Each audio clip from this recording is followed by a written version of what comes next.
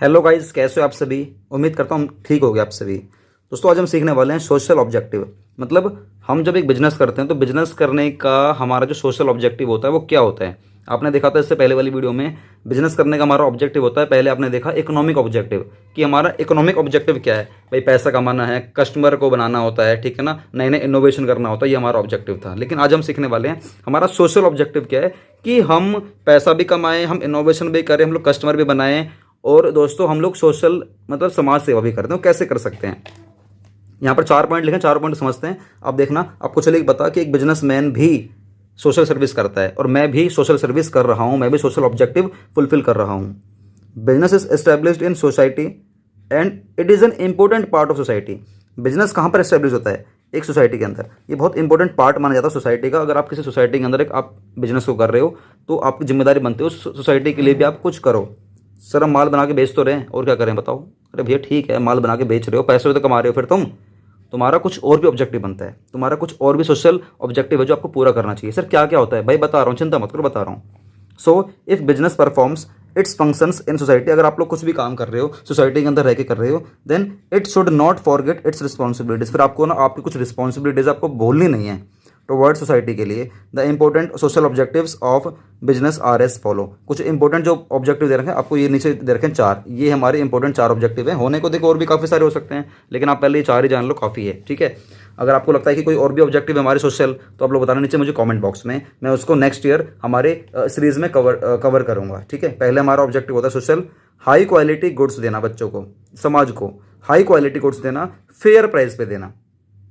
High quality goods देना, fair price पे देना। दोस्तों आप यहाँ पर देख सकते हो, मैं हमारा यहाँ पर हमारे फरीदाबाद में फेस टू फेस बैच लेता हूँ, ठीक है। यहाँ पर जो भी मेरी फीस है वो तो मैं चार्ज करता ही करता हूँ, लेकिन वो तो रहा मेरा प्रॉफिट कमाने का ऑब्जेक्टिव। एक है मेरा सोशल ऑब्जेक्टिव, वो है यूट्यूब पर आप सभी को फ्री पढ़ाना। ये मेरा सोशल ऑब्जेक्टिव है, यूट्यूब पर आप सभी को फ्री पढ़ाना, वो भी हाई क्वालिटी कोर्स देना, यूट्यूब पर भी हाई क्वालिटी कोर्स देना। दोस्तों इसीलिए मैं आप लोगों को हाई क्वालिटी सर्विस देता हूँ। जो और यूट्यूबर हैं, मैं सभी का नाम नहीं लूँगा, जो और यूट्यूबर हैं वो करते क्या है, वो पढ़ाते तो हैं यूट्यूब पर, लेकिन वो इनकम्प्लीट आपको बातें सिखाते हैं। वो कभी नहीं चाहेंगे कि आप उनसे पूरा का पूरा यूट्यूब पर सीख लो। अगर आप लोग पूरा का पूरा यूट्यूब पर ही सीख लोगे तो फिर वो अपना कोर्स कैसे बेचेंगे, क्योंकि उनका मकसद यूट्यूब से भी पैसा कमाना है, ट्यूशन से भी पैसा कमाना है, हर जगह से पैसा कमाना है। हाँ ठीक है, सोशल ऑब्जेक्टिव वो ये फुलफिल कर रहे हैं कि जो फीस वो फेस टू फेस रखते होंगे वो थोड़ी सी कम फीस चार्ज करते हैं बस। लेकिन दोस्तों अगर आप लोग हमारे कोर्स में आना चाहते हो तो आप लोग हमारे कोर्स में आ सकते हो।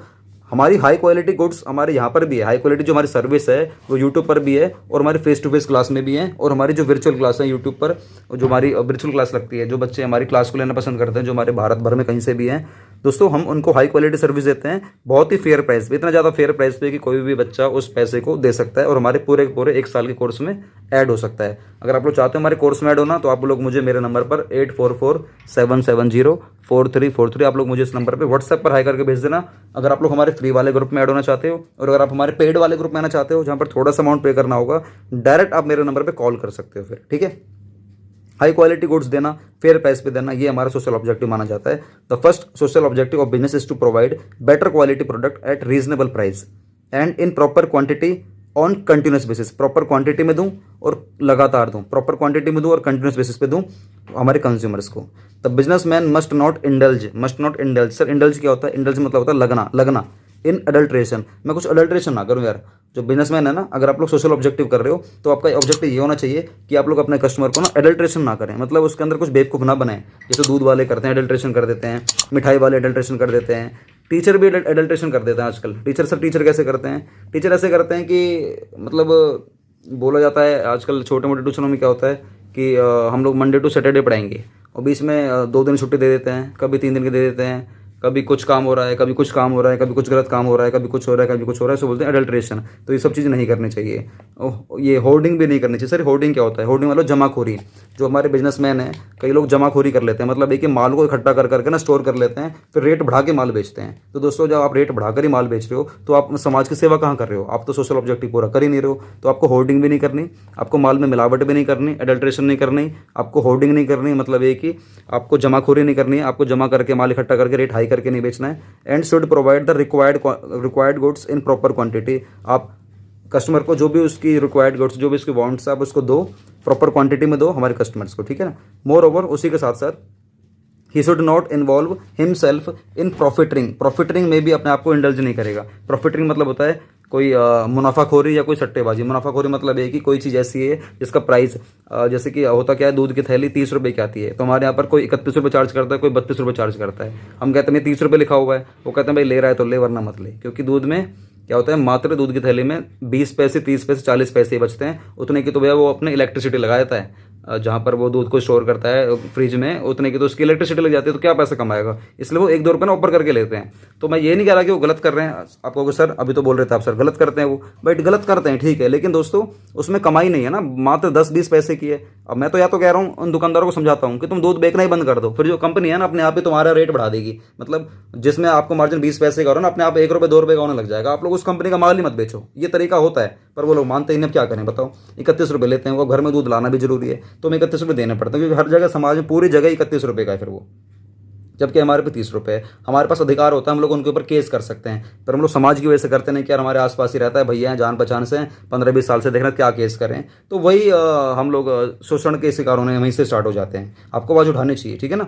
तो प्रॉफिटरिंग कई लोग करते हैं, 10 की चीज़ को 12 की बेचते हैं। जैसे कि आप लोग जाओगे ना तीर्थ यात्रा पर, तो बोतल पे लिखा रहता है 20 रुपये और सामने वाला मांगता है 25 रुपये, तो उसे बोलते हैं प्रॉफिटरिंग करना। ऑल्सो ये सभी सोशल ऑब्जेक्टिव का पार्ट नहीं माना जाता, ठीक है ना। आप एडल्ट्रेशन मत करो, आप होर्डिंग मत करो, है ना, ठीक है ना। एडल्ट्रेशन मतलब जब आप एडल्ट्रेशन मतलब होता है कि आप उसमें कुछ मिलावट वगैरह मत करो, और होर्डिंग मतलब होता है जमाखोरी मत करो, जमा सामान को इकट्ठा करके रेट बढ़ा के मत बेचो।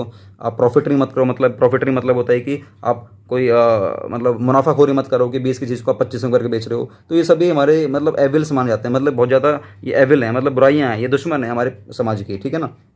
Business is no condition should adopt them. Business in no condition should adopt them, मतलब बिजनेस को किसी भी हाल में इनको अपनाना नहीं चाहिए, लेकिन कई लोग अपनाते हैं क्योंकि वो उनका मकसद क्या है, प्रॉफिट कमाना। उनका कोई मकसद नहीं सोशल ऑब्जेक्टिव करना। तो गाइस समझ में आ रहा है। जैसे कि मैं आप लोगों को सोशल ऑब्जेक्टिव के तौर पर मैं आप लोगों को यूट्यूब पर बिल्कुल फ्री पढ़ा रहा हूँ, तो गाइस हाई क्वालिटी में पढ़ा रहा हूँ, बिल्कुल हाई क्वालिटी में पढ़ा रहा हूँ, और फेयर प्राइस से बहुत दूर की बात है, बिल्कुल फ्री में पढ़ा रहा हूँ, बिल्कुल फ्री में पढ़ा रहा हूँ। तो गाइस मेरा कोई अडल्ट्रेशन नहीं है, मेरा कोई होर्डिंग नहीं है, मेरा कोई इसमें प्रॉफिटरिंग नहीं है, ठीक है ना, कि 10 की चीज़ के 20 रुपये ले रहा हूँ। हालांकि 10 की चीज़ के मेरे को 2 4 5 तो लेने चाहिए, मैं वो भी नहीं ले रहा हूँ दोस्तों। सोचो कि मैं कितना सोशल ऑब्जेक्टिव कर रहा हूँ ना। चलिए उसके बाद अगला point, contribution to community development. मेरा मकसद, मेरा जो काम है, अगर मैं समाज की किसी चीज़ को इस्तेमाल कर रहा हूँ तो मेरा एक फ़र्ज बनता है कि मैं कंट्रीब्यूट करूँ कम्युनिटी डेवलपमेंट के लिए, जो वहाँ की जो कम्युनिटी है। जैसे कि मैं कम्युनिटी डेवलपमेंट के लिए मैं हमारे आसपास समाज में लाइब्रेरी बनवा सकता हूँ, मैं कोई डिस्पेंसरी बनवा सकता हूँ, मैं कोई छोटा सा पार्क बनवा सकता हूँ, मैं कोई पढ़ने की संस्था खोल सकता हूँ, मैं कोई इंस्टीट्यूट खोल सकता हूँ जिसमें बच्चे आगे पढ़ेंगे। ऐसे काफ़ी सारे मतलब अपनी कम्युनिटी को डेवलप करने के लिए मैं कुछ ना कुछ ओपन करवा सकता हूँ, ठीक है ना।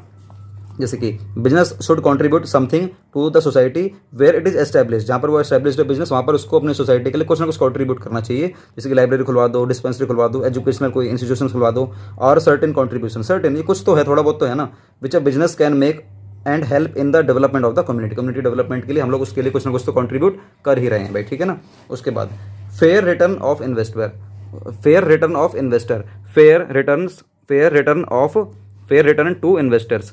हमारा मकसद बनता है कि हम लोग अपने इन्वेस्टर को फेयर रिटर्न भी दें। हमारा मकसद होना चाहिए कि हम लोग हमारे जो इन्वेस्टर हैं, जिन्होंने हमारी कंपनी के अंदर पैसा लगाया हुआ है, हमारा फ़र्ज़ बनता है कि हम लोग उनको पैसा कमा कर दें। ये हमारा फ़र्ज़ बनता है। ये नहीं कि हम लोगों ने अपने इन्वेस्टर लोगों से बोला कि हमारी कंपनी पैसा इन्वेस्ट कर दो और हम लोग मिली भगत से उसके शेयर को डाउन कर देंगे और हम लोग प्रॉफिटिंग करके पैसा कमा के हम लोग निकल जाएंगे और कह देंगे मार्केट में शेयर डाउन हो गया, ठीक है ना। स्टॉक मार्केट में दोस्तों पैसा लगाने वाले बहुत हैं, पैसे डुबाने वाले बहुत हैं, पैसे कमाने वाले बहुत कम हैं। पैसे कमाने वाले बहुत कम क्यों हैं? क्योंकि वो दिमाग से गेम नहीं खेलते हैं। उनको लगता है कि बस हाँ आज 100 रुपये लगा दो, कल 120 रुपये हो जाएंगे। भैया ऐसा मजाक हो रहा है क्या?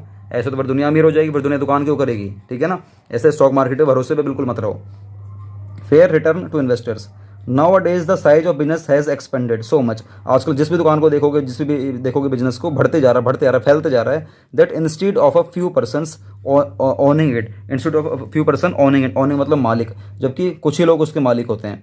Thousands of people are owing it, thousands of people are owning it, owning मतलब लाखों, सॉरी हजारों लोगों भी, हजारों लोग हैं जो मालिक हैं।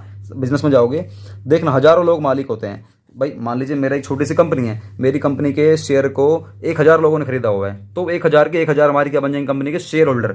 और शेयर होल्डर कौन होता है दोस्तों? कंपनी के मालिक होते हैं। सर ये शेयर होल्डर क्या होता है? देखो अभी आप लोग ना 11th क्लास में हो, अभी थोड़ा सा धीरे धीरे कर करके ना आप लोग सब सीखोगे कि शेयर होल्डर क्या होता है, कंपनी क्या होता है, ये मेंबर क्या होते हैं, ये हमारे धारक होल्डर क्या होते हैं, किस तरीके से हमारी कंपनी के शेयर लेते हैं, किस तरीके से इनको डिविडेंड मिलता है, किस तरीके से ये लोग मालिकाना हक में आ जाते हैं। तो मैं वही कहना चाह रहा हूँ कि एक बिजनेस में हज़ारों लोग हो सकते हैं मालिक, ओनिंग, हज़ारों लोग ओनिंग हो सकते हैं, मालिक हो सकते हैं।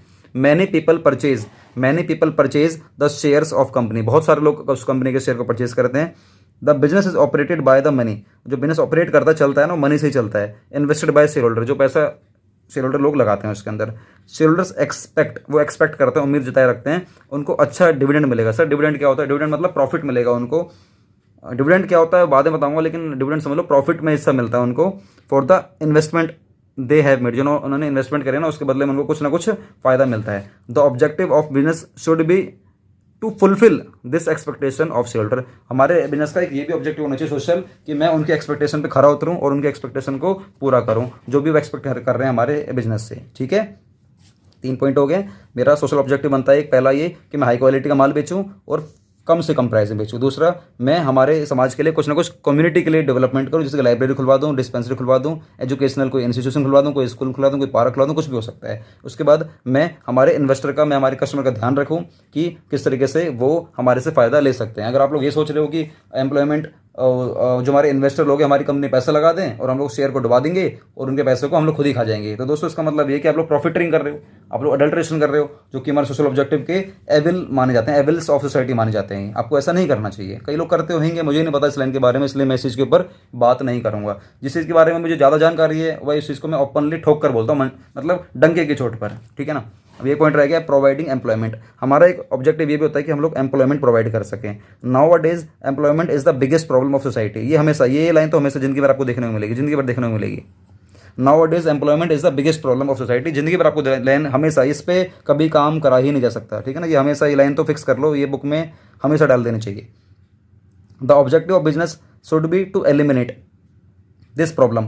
हर बिजनेस का ये ऑब्जेक्टिव होना चाहिए कि इस प्रॉब्लम को एलिमिनेट कर सके। अगर लाखों बिजनेस हैं, अगर लाखों लोग इस चीज़ पे काम करा जाए, लाखों लोग भी काम करेंगे, तब भी हम लोग इस प्रॉब्लम को खत्म नहीं कर सकते। क्यों? लाखों लोग कितने लोगों को जॉब दे देंगे, कितना लोगों को जॉब दे देंगे बताओ। अरे डेली लाखों लोग पैदा हो रहे हैं, डेली लाखों लोग पैदा हो रहे हैं, तुम डेली जॉब दे दोगे? बताओ, डेली जॉब दे दोगे? नहीं दे पाओगे ना, ये चीज़ खत्म हो ही नहीं सकती। ठीक है ना। चलिए, employment to more and more people living in the country. Employment दो, ज़्यादा से ज़्यादा लोगों को, जो हमारे भारत देश में रह रहे हैं।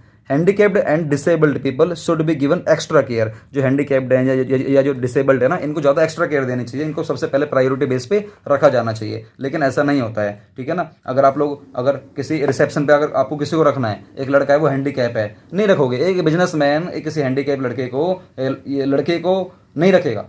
1 मिनट के लिए एक लड़की होगी ना, जो थोड़ी सी मतलब वैसी होगी, कैसी भी मान लीजिए, शारीरिक कमज़ोर है मान लीजिए, लेकिन लड़की है, उसको रख लेंगे। लेकिन एक हैंडीकैप को नहीं रखा जाएगा। क्यों भाई? इंप्रेशन बिजनेस चलता है इंप्रेशन बेस्ड। आजकल सब दिखावटी हो गया ना, सब कुछ दिखावटी रह गया है।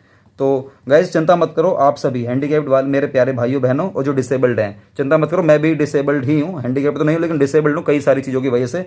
वो क्या है वो यार मैं यहाँ पर डिस्क्लोज नहीं कर सकता, लेकिन मैं ये कहना चाह रहा हूँ आप लोगों से कि आप जिंदगी में कुछ भी कर सकते हो। ये इस गलतफहमी में रहना छोड़ देना कि आप जिंदगी में कुछ नहीं कर सकते हो, या कोई आपको सपोर्ट नहीं कर रहा तो आप जिंदगी में आगे नहीं जा सकते। अरे विनोद सिंगला भाई है ना, जब मैं आगे जा सकता हूं तो आप लोग क्यों आगे क्यों नहीं जा सकते? यार तुम्हारे पास तो बहुत कुछ होगा, मेरे पास तो कुछ भी नहीं है, कुछ भी नहीं है। मैं फिर भी आगे गया, मेरे अंदर फिर भी लगाना है, मैं जिंदगी में बहुत आगे जाऊंगा, बहुत आगे जाऊंगा और मैं देश की सेवा करूंगा। दोस्तों, देश की सेवा करने का मतलब ये नहीं कि आपको फौजी बनना है, आपको एयरफोर्स में जाना है, आपको कुछ और बनना। देश की सेवा हम लोग ऐसे भी कर सकते हैं जैसे कि मैं कर रहा हूँ, यूट्यूब पर फ्री पढ़ाकर लाखों बच्चों को फ्री पढ़ाऊंगा। ये मेरा मकसद है दोस्तों, लाखों बच्चों को फ्री पढ़ाऊंगा। मुझे नहीं पता लाखों बच्चों तक कब तक पहुंचूंगा, लेकिन एक समय ऐसा आएगा कि मैं 1 लाख बच्चों को दोस्तों फ्री पढ़ाऊंगा। और उस दिन मुझे नहीं पता कैसा अवार्ड मिलेगा, क्या मिलेगा, क्या नहीं मिलेगा। मुझे अवार्ड से कोई मतलब भी नहीं है। मुझे मतलब है बस आप लोगों की इंप्रूवमेंट से, आप लोग जिंदगी में कुछ कर जाओ और मैं किसी तरीके से देश के कुछ एम्प्लॉयमेंट में कुछ कंट्रीब्यूट कर सकूं। दोस्तों, हालांकि प्रॉब्लम है, ये बिगेस्ट प्रॉब्लम है, कभी खत्म नहीं होगी, लेकिन हाँ, हम लोग अगर कंट्रीब्यूट करेंगे ना तो काफ़ी हद तक हम इसको कम कर सकते हैं। बस ये जरूर होगा। ठीक है।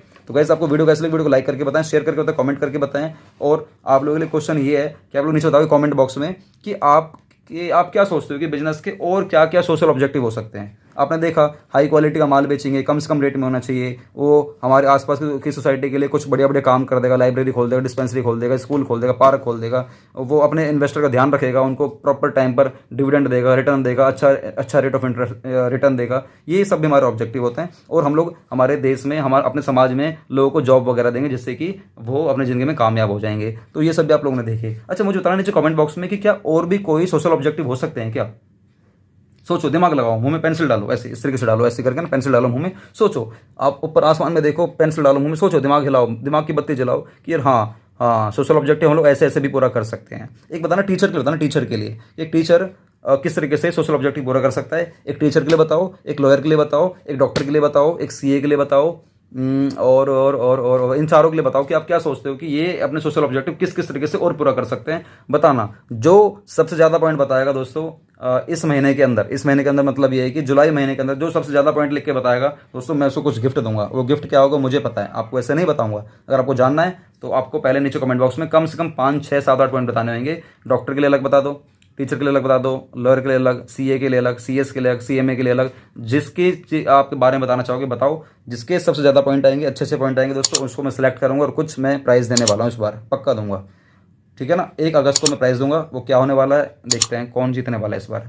वंदे मातरम, जय हिंद। लेकिन याद रखना आपके पास सिर्फ 15 डेज है। 15 डेज के बाद अगर कोई कमेंट आएगा मैं उसको प्राइज़ नहीं दूंगा, वो प्राइज़ सिलेक्शन में सिलेक्ट नहीं होगा। मिलते हैं नई वीडियो साथ। वीडियो को शेयर कर दो दोस्तों के साथ, देखते हैं वो भी क्या बताएंगे। वंदे मातरम, जय हिंद, अपना ख्याल रखना। मिलते हैं अगले एपिसोड के साथ, बाय।